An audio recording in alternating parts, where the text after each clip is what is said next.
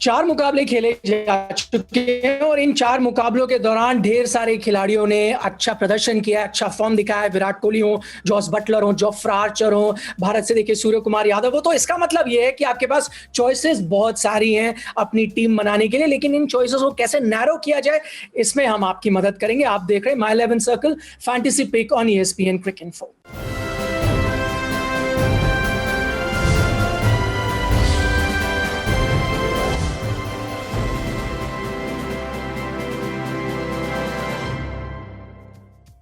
हमारे साथ जुड़ गए हैं आकाश चोपड़ा। उससे पहले मैं आपको जल्दी से प्रो टिप दे दूं, वो ये कि स्पिन गेंदबाज जो है वो 12 विकेट यहां पर ले चुके हैं सीरीज में और औसत रही है 35 की। जबकि अगर आप तेज गेंदबाजों को देखें तो 29 विकेट ले चुके हैं और उनकी औसत है 27 की। तो जाहिर तौर पर आपको हम यही बताना चाहेंगे कि ज्यादा से ज्यादा आप पेस गेंदबाजों को यानी तेज गेंदबाजों को अपनी टीम में शामिल करिए। आकाश, आप तो इस बात को लेकर खुश होंगे कि पहला प्रो टिप जिसमें टॉस का इस्तेमाल हमने नहीं किया है। नहीं, बिल्कुल सही है, अच्छी बात है ये। और प्रो टिप भी बिल्कुल सही है कि फास्ट बॉलर्स, देखिए इंग्लैंड के तो चार चार फास्ट बॉलर्स होते हैं। तो अगर आप परसेंटेज वाइज भी देखें तो स्पिनर्स का जो रोल है, अगर भारतीय 2 स्पिनर्स और सामने वाली टीम का 1 स्पिनर, वो तीनों भी अपने ओवर्स पूरे डाल लें तो 12 ही ओवर होते हैं और 40 ओवर का एक खेल होता है। तो फिर वैसे भी 60-40 थोड़ा सा skewed in favour of the fast bowlers हैं। और फास्ट बॉलिंग की क्वालिटी भी देखें तो स्पिन से कंपेयर करेंगे आप पाएंगे कि थोड़ी सी बेहतर है। तो बड़ा मैदान हो, थोड़ा सा पिच में उछाल हो, गेंदबाज के पास गति हो या फिर भुवी जैसा कला हो, तो फिर गेंदबाज बतौर फास्ट बॉलर आप ज्यादा पिक कीजिए। Spinners they can wait, it's okay. उन्होंने टेस्ट क्रिकेट में बहुत वो धमाल मचाया था। वही मेरा सवाल था कि मेरे जैसा अनाड़ी जो होगा वो तो ये जानना चाहेगा ना कि हमने टेस्ट क्रिकेट में देखा स्पिन गेंदबाज इतना अच्छा कर रहे थे, वही मैदान है। ये पूरी जो स्थिति है विपरीत कैसे हो गई है जैसे ही कि व्हाइट बॉल क्रिकेट आया है। देखिए, व्हाइट बॉल क्रिकेट के आते ही एक तो आपका दिल खुल जाता है, पिच अलग तरीके से बनती है, 40 ओवर में ज्यादा चीजें बदलती नहीं है। कहीं गलती से खुदा ना खास्ता ओस आ जाए तो फिर तो आप समझ लीजिए कि स्पिनर का रोल और भी कम हो गया। और बहुत बार ये होता है कि वो जो आपकी विकेट के ऊपर जो प्राइस टैग होता है निखिल, और ये T20 में बहुत बार हमने देखा है कि वो आपको दबंग बना देता है कि छोड़ो यार, कोई फर्क नहीं पड़ता। और जब आप ये छोड़ देते हैं ना कि फर्क नहीं पड़ता, तो फिर आप पिटाई भी थोड़ी सी ज्यादा ही करते हैं। 20 ही ओवर है, 10 विकेट आपके हाथ में है, तो फिर बिल्कुल बेबाक अंदाज में आप खेल सकते हैं। और 6-7 आउट हो जाए तो परवाह नहीं, अगर वहां 6-7 आउट हो गए तो 81 में पूरी टीम ऑल आउट हो जाती है, जो हमने होते हुए देखा है। चलिए, बेबाक अंदाज में सिर्फ खिलाड़ी नहीं, आप भी जरूर खेलिए। जल्दी से नियम बता दूं उसके लिए। ये है 100 क्रेडिट पॉइंट्स हैं, 4 कैटेगरीज, यानी हर कैटेगरी में आपको एक एक खिलाड़ी तो कम से कम चुनना पड़ेगा। उसके अलावा 7 खिलाड़ी आप एक टीम से ज्यादा ले सकते हैं। 4 सब्सटीट्यूट्स भी आप नॉमिनेट कर सकते हैं। तो जल्दी से हम टीम की तरफ आ जाते हैं। सबसे पहले तो चुनना होता है कप्तान, और हमने यहाँ पर कई लोग शायद सरप्राइज होंगे, हमने चुना है जॉस बटलर को।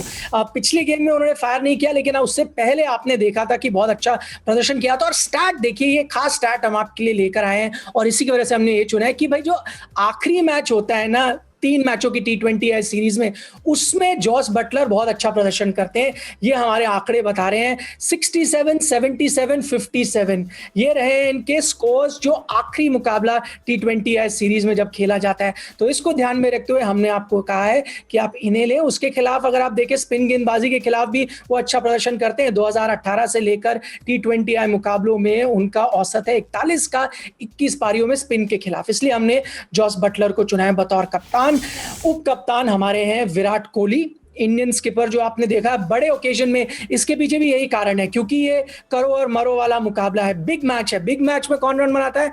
हमेशा विराट कोहली। और इस सीरीज में भी अगर आप देखें तो विराट का फॉर्म शानदार रहा है। 151 at the strike rate of 143। और 2019 से अगर आप देखें टॉप 10 टीमों में जितने भी बल्लेबाज होते हैं उनसे ज्यादा किसी ने भी T20 रन ज्यादा नहीं बनाए हैं। 912 रन बना चुके हैं 57 की एवरेज से। स्ट्राइक रेट भी 145 का है। तो कप्तान उप कप्तान इंपॉर्टेंट क्यों है? कप्तान 2 गुना अंक दे रहा है आपको, उप कप्तान 1.5 गुना अंक। टॉप पिक्स की तरफ से आ जाएं। अब हमने यहां पर एक और सरप्राइज प्लेयर चुना है, वो है रोहित शर्मा। माना इस सीरीज में वो फायर नहीं कर पाए हैं, लेकिन यहां पर भी एक दिलचस्प रिकॉर्ड है हमारे पास। वो ये कि कम से कम 150 का स्कोर तो वो लगाते ही हैं जब कम से कम 3 मुकाबले किसी T20 या सीरीज में खेलें तो 2 तो खेल चुके हैं, ये तीसरा मुकाबला है, यानी स्टैट से कहते हैं 50 रन तो वो जरूर बनाएंगे, अब तक तो वो करते ही आ रहे हैं। और 2018 से आप देखें तो जब T20 या सीरीज लाइन पर होती है इंग्लैंड के खिलाफ, तो रोहित शर्मा ने उस सीरीज में भी अच्छा प्रदर्शन किया था, मैच विनिंग 100 मारे थे 56 गेंदों में, जो आखिरी मैच इस सीरीज का खेला गया था भारत और इंग्लैंड के बीच 2018 में। तो इन सब चीजों को ध्यान में आप रखिए और रोहित शर्मा को चुनिए। जोफ्रा आर्चर को कैसे बाहर रख सकते हैं, इस सीरीज में शानदार रहे हैं, ये हमने आपको पिछले फैंटेसी टिप जब हम बात कर रहे थे उसमें बताया था कि वो विकेट जरूर चटकाते हैं। बीच में ऐसा हुआ, 2 मुकाबले गए जहां विकेट्स नहीं लिए, लेकिन फिर 4 विकेट पिछले मैच में लिए। और खासतौर पर आप देखें कि रोहित शर्मा, हार्दिक पांड्या, इस तरह के बल्लेबाज आर्चर के खिलाफ थोड़ा सा स्ट्रगल करते हुए नजर आए हैं। 67 का उनका स्ट्राइक रेट आ जाता है और 104 का आ जाता है हार्दिक पांड्या का, जो उनके करियर स्ट्राइक रेट से बहुत ही नीचे है। उसके अलावा उनको 3 बार T20 मुकाबले में आउट भी कर चुके हैं, इसलिए हम जोफ्रा आर्चर के साथ गए हैं। Surya Kumar Yadav, the man in form, जिनकी सब चर्चा भी कर रहे हैं, आपने देखा किस तरह से उन्होंने नंबर 3 पर बल्लेबाजी की। आईपीएल में भी हम ये देखते आए हैं, टॉप 5 रन स्कोरर में रहे पिछले 3 साल से, अगर आप आईपीएल में देखें। और इस दौरान उन्होंने 1416 रन बनाए हैं 44 पारियों में, और स्ट्राइक रेट भी 136 का रहा है। तो T20 क्रिकेट तो जबरदस्त फॉर्म में है। और जैसे हमने बताया, इंटरनेशनल क्रिकेट में पहली पारी में 31 गेंदों में जैसे उन्होंने 67 रन बनाए, तो मैन इन फॉर्म और मैन ऑफ द मैच भी मिला।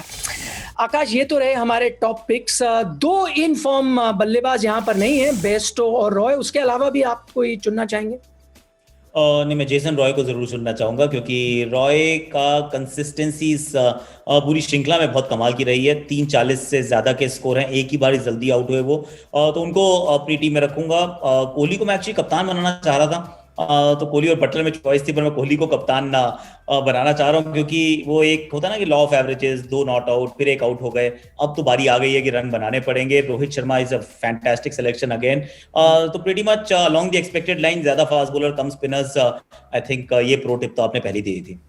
चलिए, डिफरेंशियल पिक्स बताएं। यहाँ पर काफ़ी ऑप्शंस होते हैं और हर खिलाड़ी अलग अलग प्लेयर्स के साथ जाता है जब अपनी टीम बनाता है। हमने किसे चुना है? हार्दिक पांड्या को हमने यहाँ पर लिया है। ठीक है, माना बल्ले के साथ उनका परफॉर्मेंस इतना इंप्रेसिव नहीं रहा है इस सीरीज में, लेकिन गेंद के साथ देखें ना, सबसे इकोनॉमिकल बॉलर रहे इंडिया के लिए इस सीरीज में। 6.46 की इकोनॉमी से उन्होंने गेंदें डाली हैं, और पिछले मैच में तो आपने देखा 2 विकेट भी लिए, सिर्फ 16 रन दिए 4 ओवरों में, और जब वो डिफेंड भी कर रहे थे, इस चीज को भी आप ध्यान में रखिए। तो T20 करियर में वो हम देख रहे हैं कि बतौर गेंदबाज भी बहुत शानदार फॉर्म वो दिखा रहे हैं, इसलिए हमने उनको शामिल किया है। मार्क वुड, एक और गेंदबाज जो अच्छे लय में नजर आए हैं, एक मैच उन्होंने मिस कर दिया था, उसको अगर आप छोड़ दें तो वो बहुत एक्यूरेट रहे, most economical bowler in the series रहे। 6.33 की उनकी इकोनॉमी रही है, और उनकी जो जोफ्रा आर्चर के साथ जोड़ी है ना, उन दोनों ने मिलकर 12 विकेट लिए हैं, जो बाकी अगर आप इंग्लैंड गेंदबाजों को कंबाइंड टोटल भी ले लें तो उनका इनसे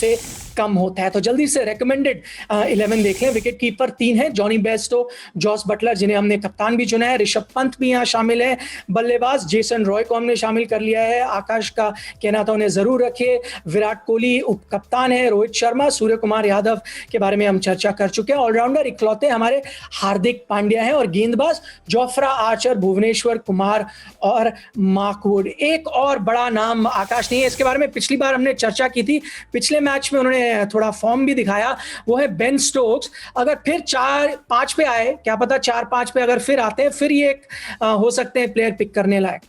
एब्सोल्युटली, क्योंकि 2 स्किल वो लेकर आते हैं, और मॉर्गन ने अपने से पहले भेजा उनको बल्लेबाजी के लिए, तो that's also vote of confidence, और अच्छी बैटिंग भी की उन्होंने, तो आप उनको जरूर पिक कर सकते हैं। हार्दिक पांड्या के लिए भी मेरी वही राय है कि बल्लेबाजी उनको थोड़ी और ऊपर करनी चाहिए, जिस दिन कर देंगे उनका बल्ला भी खूब बोलेगा, पर अनफॉर्चुनेटली उतनी बैटिंग नहीं मिल पा रही है।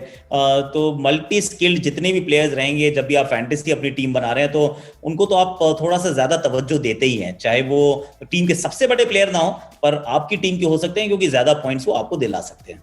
जल्दी से सब्स्टिट्यूट्स भी आपको बता दें, श्रेयस अय्यर को सब्स्टिट्यूट रखा है हमने, पिछले मैच में भी आपने देखा ताबड़तोड़ बल्लेबाजी की, शार्दुल ठाकुर ने तो मैच पलट दिया, 1 ओवर में उनको भी यहाँ शामिल किया गया है। ओवेन मॉर्गन इंग्लैंड के कप्तान, पिछला मैच अच्छा नहीं किया, पर हम जानते हैं वो बल्ले के साथ क्या कर सकते हैं, और बेन स्टोक्स, जिनकी हमने यहाँ चर्चा भी की, ये हमारे सब्स्टिट्यूट ऑप्शंस हैं जिनके बारे में आप गौर फरमा सकते हैं। तो फिलहाल आप देख रहे थे my 11 circle fantasy pick on ESPN Crick info.